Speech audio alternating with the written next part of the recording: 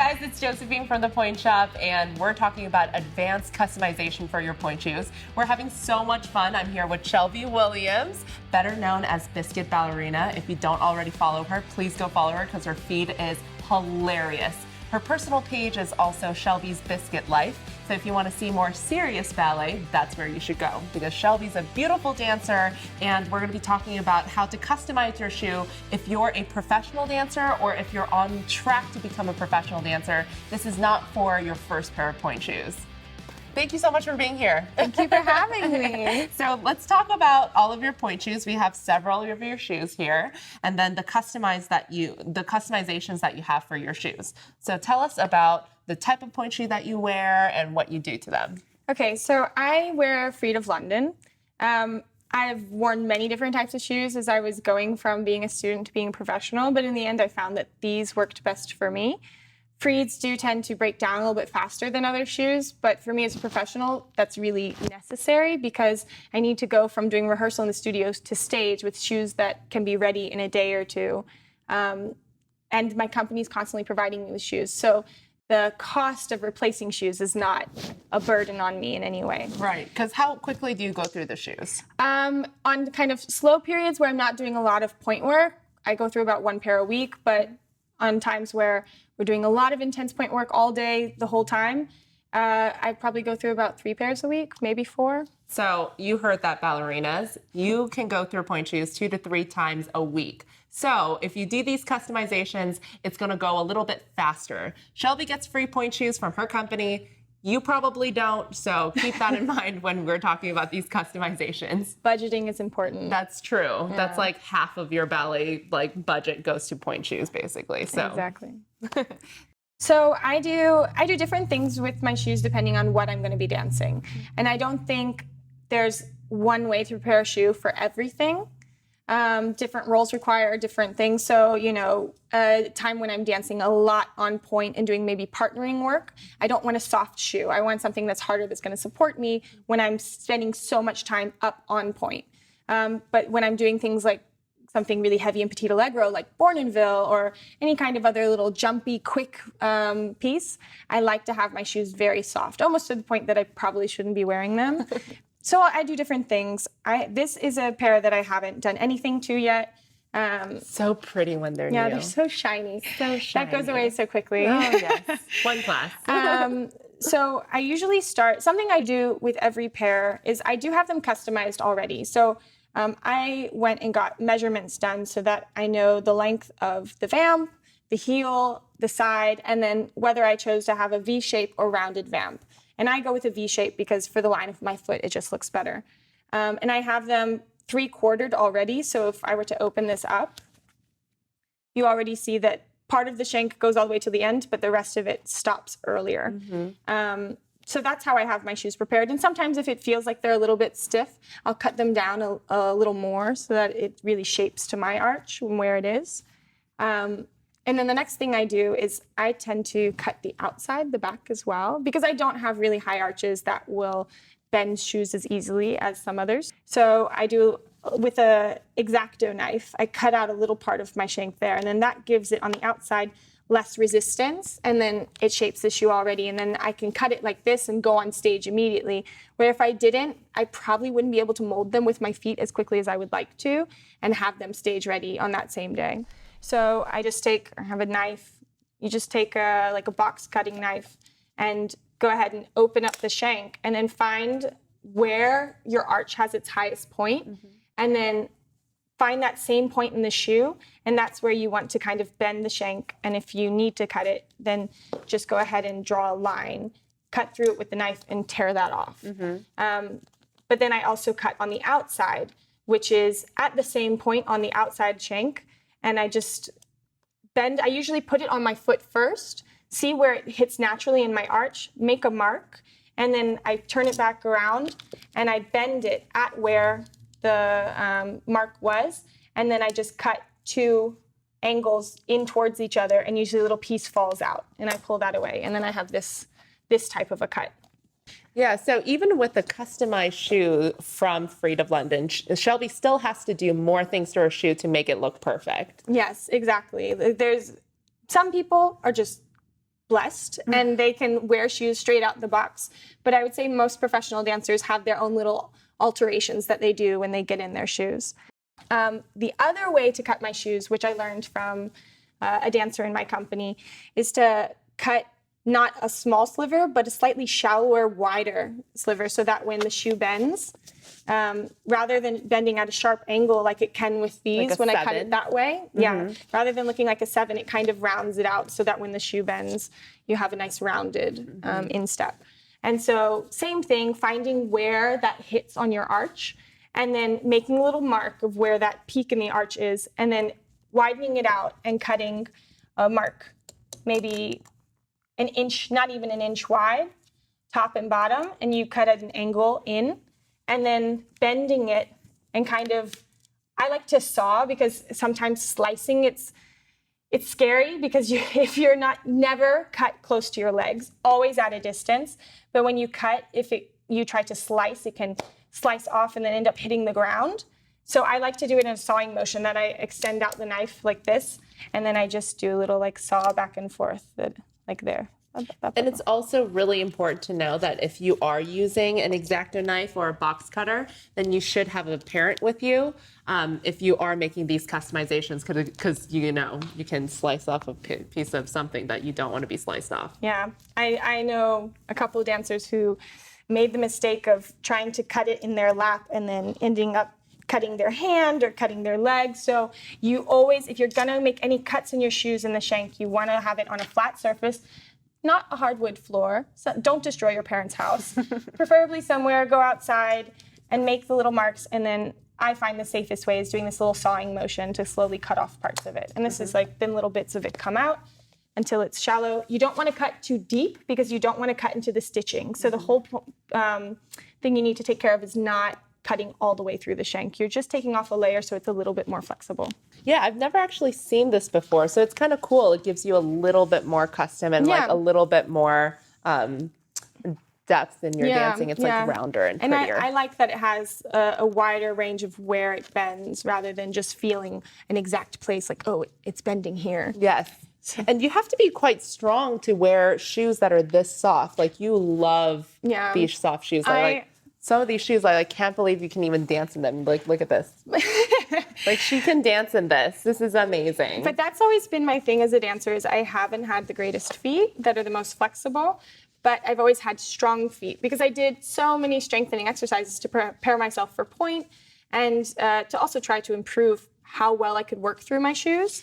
So I ended up with very strong ankles, which is why in Biscuit Ballerina, I can do all of these things like pulling back on my feet and jumping around on Pointe, or I like things that people are asking, like, how are you not hurting yourselves? And it's because I might not have the greatest feet, but I have strong feet kind of by normal standards. Right. So that's why I'm able to cut down my shoes so much, because it really benefits me aesthetically without being to my detriment, because I don't need the support as much as other people may need it. That's true. And a lot of people don't understand that. A lot of dancers in training, they'll say, oh, I have really strong feet, so I need really hard shoes. But that's actually the opposite. If you have really strong feet like Shelby, you should be able to wear a really soft shoe and be supported. Yeah. So that makes a really big difference. And like that kind of perspective needs to kind of change now, because, depends a lot on shoes. Because the strength of the shoe completely is dependent on so many factors, like where is the strength in the shoe? Is it in the shank? Do you have a really strong box? And it's like me, I know I need the box to always be very hard because I'm tough on my shoes, and especially when I do things where I'm like going for it and I'm almost jumping on Pointe, I don't want the box to be soft at all. Some dancers like to feel the floor more, but I like the shank to be soft and the box to always be very hard. So, and that's different for every dancer too. Like where you need the strength in your shoes, like you kind of have to understand that. And certain shoes and certain brands have either harder boxes or harder shanks depending on what the brand is. So kind of knowing that about yourself really helps out a lot. Exactly. We were talking a little bit off camera about how you wear different shoes for different things that you do. So let's talk a little bit more about that. And like, I know you talked about Paul already, and then you talked about how you needed a more supportive shoe. But let's talk about what kind of things that you like and what kind of shoes you save for those specific things. So I actually although I wear all the same size and measurements in Freed, I have two different makers which I use from Freed. I have Maker Z, which has a little bit of a thinner profile compared to other makers I've had, which I like to use for slower things, more adagio, or anything where really you have time to see the footwork properly. Because there I want my feet to look their best. But then I go with Maker L, which is a little bit boxier in its shape and a little bit wider when I'm doing really intense releve things or things where I need to balance, turn on point, and I just want a solid platform. And I'm not so preoccupied with, I want my foot to look its absolute best. And so even there's a difference just in aesthetics, but then and how supported I feel. But there's also, depending on the season, I wear different shoes. Because in winter, my feet are a little bit smaller because in the cold, they're not swollen like they are in the summer heat. So I will go with a slightly narrower shoe in the winter, and then I tend to go with my Maker L, my wider shoes in summer when with the heat and also doing more outdoor activities and walking around more, my feet are more swollen. So then I go with the Maker L to compensate for that. Otherwise, I'll have the exact same shoe and I'll wear it in February and then I'll pull it back out in June and I cannot wear it just because my feet change depending on the weather, or depending on how much I'm dancing at the time, whether my feet are swollen from long rehearsals or whether they're like much smaller than usual because I'm not working them as much. So it's so true because like we get some dancers from different parts of the United States where they have different temperatures and different humidities. So for example, if a dancer from Hawaii comes in here to get fitted for pointe shoes and their feet are shrunken at that point, they'll take the same shoe back to Hawaii and they won't fit anymore. So that happens a lot of times. Your feet change so much throughout the season and even throughout the week. Yeah. If you have like a heavy rehearsal week, then like by the end of the week, your feet are 2 sizes bigger or 2 sizes smaller. Your feet change quite a bit. So that's a really good point that you bring up. And that's a really cool solution that you just have different makers to like compensate for those differences. I always know I'm going to wear my big shoes on Saturday. It's like end of the week. It's hopeless. I need the extra room for my foot. Your Bigfoot day. Yeah. Saturday's my Bigfoot day. It's like your sweatpant day, when you're like, you just need to be comfortable. My big shoes, I wear them on my Saturdays. So it's a very big difference. So sometimes you might have a shoe that works out perfectly at the store, depending on what the store temperature is like and depending on where you are in the season and how much you've danced that week or that day even, it's going to be a huge difference. So you want to make sure that you want to keep all of that in mind and compensate for all of that. Yeah. There's also some things I do to my shoes when I know they're going to die quickly and to help them last a bit longer. And one of them is darning. Yes. Because I like darning when I'm doing anything that has to do with pirouettes or balance because it kind of gives it that little frame so that you know where the bottom of your shoe is in case that, pointe shoes aren't always perfect. So sometimes it's a little bit rounder on the bottom. Sometimes it's a little bit flatter. So this kind of makes them a little bit more consistent, and I have that same flat feeling with all the pairs of shoes as long as I darn them the same way. But it also really helps extend their life because anytime I'm doing something where I have to push over my foot, if I don't darn my shoes, they tend to start dying here first. Before the shank is dead, before the rest of the box is dead, just that tip where I'm pushing over the shoe starts to die. And so by darning them, it really gives it a little wall of thread that prevents the paper mache underneath from breaking down. And then it's amazing how much longer my shoes last when I darn them. And there's different ways that people darn. I know a lot of people who, with their needle, they do a series of knots all the way around. I was taught in school by a teacher to take thread and loop it around my fingers to make a little circle, place it on the top of my pointe shoe, and then sew it into place by doing loops around that circle of thread. Oh, interesting. And I find that goes a little bit faster. But there's also times that I don't darn my shoes because I want to be doing things where I roll up and down easily and I don't want to feel like I have a little wall of darning stopping me from being as smooth as possible in the rolling up and down. And in that case, I always make sure I jet glue the bottom of my shoe. If I'm not going to darn it and I want it to last longer, I always turn my shoe inside out. And I know up until what point I need to glue the box because my box is always what dies first. So I turn it inside out as much as possible. And then I just do drip by drip, because if I squeeze, it goes everywhere. And I do like drip by drip by drip by drip, making a little circle in the box. And making sure that the glue doesn't come up any higher than about halfway, because otherwise it gets too close to my metatarsals and it rubs and it's just so uncomfortable. So to keep the glue low. And then I know a lot of people, when they have the ball of the shoe break down too quickly, they do glue on this sort of angle along the sides, or even on the arch if you have strong arches and you need some more support here.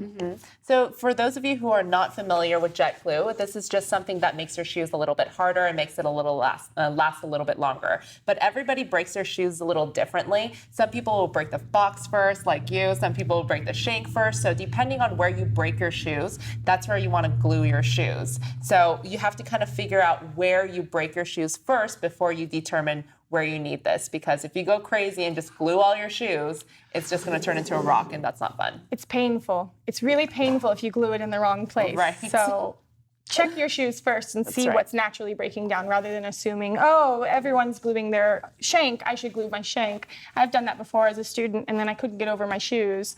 And it was pretty upsetting that I had to get rid of those shoes. Yeah, that's a very expensive mistake. Yeah. So that's how you customize an advanced shoe. Again, this is for advanced dancers. That's my dog. If you're a dancer in training, though, this is not the best way to customize your shoe, because it won't last very long. But if you're a dancer in an academy, if you're on your way to becoming a professional dancer, these are certainly ways that will make your shoes prettier on your feet, prettier on your biscuit. Again, this is Shelby Williams from Biscuit Ballerina. We're having so much fun. I get to hang out with Biscuit Ballerina all day today. Yeah. And this is how she customizes her shoes.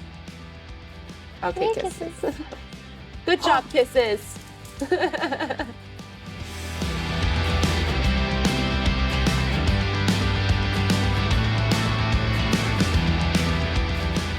I'm so happy she doesn't play with pointe shoes. Oh my gosh, can you imagine? Is she chewed on pointe shoes? Never.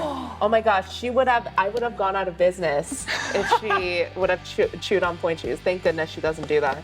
But these are actually a favorite chew toy of dogs. Pointe shoes? Yeah, because it's like squishy and it's smelly and like. I got lucky. My family dog never chewed on. Oh, I would cry if Oh my I gosh, came right? home to find. I cannot Do you have even kids tell coming you. in with like their parents being like, the dog? Oh yeah, Dog chewed our shoes. Dog ate my shoe. Oh, I know. My dog ate my shoe. That's a real thing. Good girl, kisses. You can have whatever you want because you don't chew shoes. Good girl. Bless you.